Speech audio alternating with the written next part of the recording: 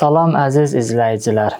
Biz keçən söhbətlərimizdə danışdıq Quranın hərəkələnməsi barədə və dedik ki, Əbu'l-Əsvəd Duəli bu işi eləyib. Quranın hərəkələnməsində zəhməti olub Əbu'l-Əsvəd Duəlinin və bu iş tam olaraq Quranın rahat şəkildə oxunmasına gətirib çıxartmadı. Yəni, hələ də müsəlmanlar əziyyət çəkirdilər Quranın oxunmasında. Və əlbəttə ərəblərin özləri rahat şəkildə oxuyurdular, əziyyət çəkmirdilər, rahat idi ərəblər üçün. Qeyri-ərəblər, müsəlman olan qeyri-ərəblər üçün çətinlik yaradırdı və müəyyən dərəcədə biraz rahatçılıq yaratdı müsəlmanlar üçün Quranı oxumaq. Fəthəsin, kəsrəsin, zəmməsin artıq bildilər ki, bu kəsrə ilə oxunmalıdır, bu zəmmə ilə oxunmalıdır. Müəyyən dərəcədə bu məsələ müsəlmanlar üçün rahatçılıq yaratdı. Amma bəzi hərflər var ki, onlar nöqtələrlə seçilir. Məsələn, bə, tə, sə hərfi. Bunlar nöqtə qoyulmasa bilinməz bu bədir, yoxsa tədir, sədir. Bunlar bir-biri ilə qarışar. Və yaxud cim hərfi, hə, xa hərfi.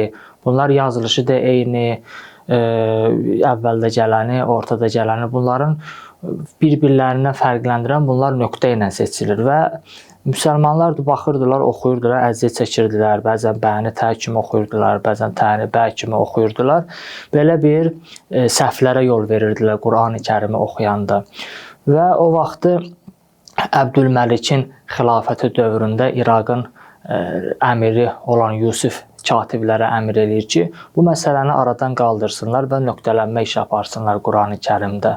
Və Əbu'l-Əsvəd Duəlinin iki tələbəsi Yəhyə ibn Yəmər, bir də Nəsir ibn Asim bu işi eləyirlər və tarixdə gəlir ki, o vaxtı biz keçən söhbətlərimizdə də demişdik ki, o vaxtı hərəkənin özü nöqtə ilə işarələnmişdi, nöqtələrlə bildirilirdi və hərfləri nöqtələməyə başlayanda hərəkələrlə qarışmamaq üçün hərəkələri qırmızı hərflə nöqtələdilər və hərflərin nöqtələrini isə başqa bir dənə rənglərdən istifadə elədilər ki, müsəlmanlar qarışdırmasın hərəkə ilə hərfin nöqtələnməsini.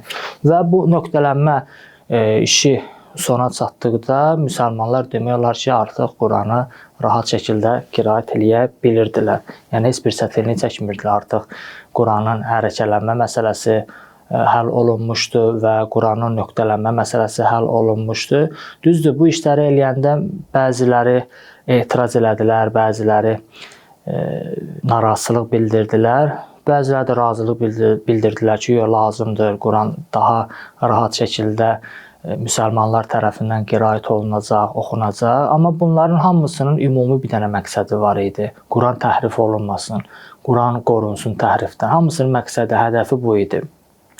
Quranın kitab şəklinə salınması, Quranın hərəkələnməsi, Osmanlı dövründə digər müshəflərin yandırılması, nöqtələnməsi, bunların hamısının hədəfi bir idi, bir dənə hədəfi var idi. O da bu idi ki, Quran təhrifə məruz qalmasın.